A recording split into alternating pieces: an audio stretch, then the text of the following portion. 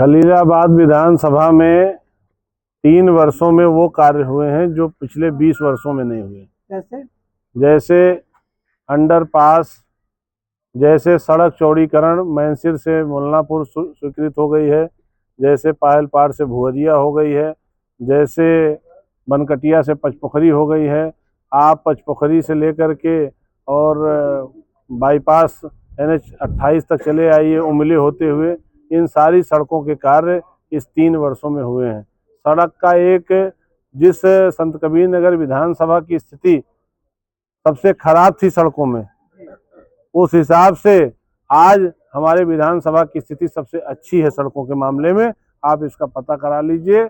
अभी एक सड़क जो सबसे महत्वपूर्ण थी मगहर कटसहरा की एक सड़क, वहाँ पे मगहर से जब गोरखपुर बॉर्डर तक पहुँचते थे तो गोरखपुर से सड़क बहुत अच्छी हो जाती थी, और जैसे खलीलाबाद संत कबीर नगर में आते थे लोग, वैसे वो सड़क गड़बड़ हो जाती थी। तो उस सड़क को भी स्वीकृत चौड़ीकरण कराया गया है, उसका भी कार्य शुरू हो गया है। उसी के साथ साथ समा माता मंदिर पोखरा, जो एक आस्था का केंद्र पूरे जनपद में और संत कबीर नगर खलीलाबाद विधानसभा में विशेष रूप से समा माता मंदिर एक आस्था का केंद्र है, और वहाँ करीब 200 शौचालय का पानी उस तालाब में गिरता था। आज उस तालाब में एक भी शौचालय का पानी नहीं गिर रहा है। शहर में पार्किंग की व्यवस्था, शहर में अभी मल्टी लेवल पार्किंग और ऑडिटोरियम का प्रस्ताव पास होकर के जनपद में पैसा आ गया है, और बहुत जल्द इसका कार्य बनने जा रहा है। रोडवेज के लिए जमीन चिन्हित होकर के रोडवेज के नाम पे 15 करोड़ रुपए जनपद को अलाट हो गए हैं, और वो भी काम 3 से 4 महीने में होगा। तो विपक्ष को क्यों नहीं दिख रहा है? विपक्ष, दरअसल विपक्ष को औरंगजेब दिख रहा है। विपक्ष को अगर विकास देखना होता तो विपक्ष आज विपक्ष में रहता ही नहीं।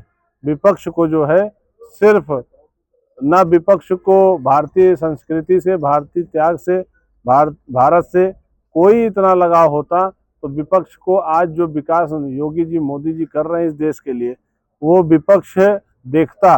जिस गरीब के पास पैसे नहीं होते थे, अगर वो 2 रोजगार नहीं करता, अगर उसकी तबीयत खराब हो जाती थी तो उसके यहाँ खाना नहीं बनता था, उसको अनाज देने का काम ये सरकार कर रही है।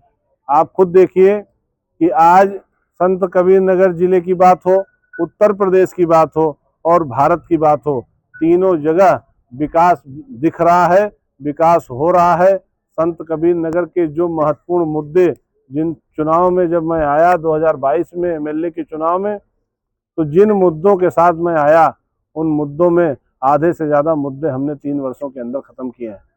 और प्रदेश में, जिस प्रदेश के बारे में गुंडा प्रदेश, अपराधी प्रदेश, माफिया प्रदेश कहा जाता था, और जिस प्रदेश में ये कहा जाता था कि इस प्रदेश के नौजवान दूसरे जगहों पे जा कर के नौकरी ढूंढ रहे हैं, क्योंकि यहाँ कोई भी व्यवसायी आके, इंडस्ट्री, कोई भी व्यवसायी आकर के यहाँ काम नहीं करना चाहता था, इस नाते इस प्रदेश को गुंडा प्रदेश कहा जाता था।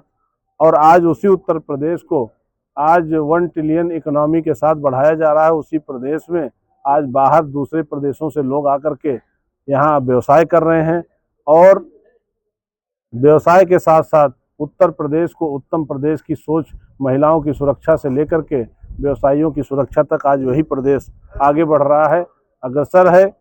निश्चित तौर पे ये भी कह सकते हो आप कि जिस उत्तर प्रदेश की कल्पना यहाँ का नौजवान करता था, यहाँ की महिलाएं करती थी, आज वो उत्तर प्रदेश देखने को 8 वर्षों में मिल रहा है हम लोग।